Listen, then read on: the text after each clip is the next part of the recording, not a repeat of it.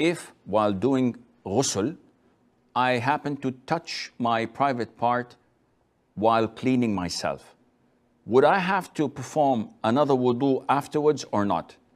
First of all, we are presuming that this ghusl is to uplift a major impurity, a ritual impurity, whether it's due to menses or to sexual intercourse. So this is our first assumption, because if she was or he was taking a shower just to clean himself up, then we say, yes, you have to make wudu in the sequence known. The face, the arms, the wiping of the head, and washing of the feet. Because this order has to be followed.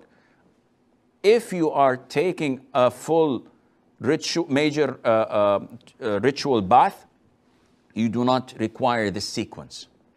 Because wudu is a small impurity, a small form of purity goes underneath the bigger form of purity, which is ghusl.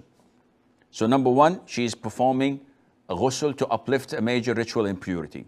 Number two, it's a difference of opinion among scholars whether touching a person's private part invalidates the wudu or not.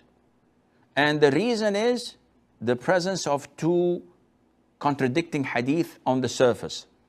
And the scholars, some of them said that one abrogates the other, and some said we don't know which one came before the other.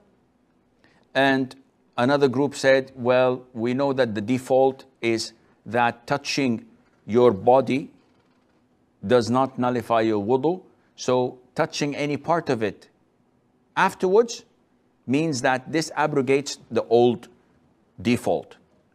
And some went into a compromise by saying that touching your private parts does not invalidate your wudu unless it is touched with desire and lust. So if we follow this last opinion, and it might be, inshallah, the most appropriate in the sense that it makes things easier, especially when there is a mixed opinion among scholars regarding this issue. If we follow this opinion, then your ghusl is valid without any doubt, but your wudu is valid as well. My personal advice would be to follow the sunnah when you make ghusl. Therefore, you do not need this. The sunnah is that you first of all wash your hands 3 times, then you wash your private part at the very beginning, then you wash your hands again from any dirt that might have stuck into it, and then you perform wudu without washing your feet. Then you pour 3 scoops of water on your head, ensuring that the water reaches your scalp, then washing the rest of your body. At the end, you wash your feet, voila, it's over. This is the sunnah. So you make sure that you did not touch your private part in the process, and Allah Azza wa Jal knows best.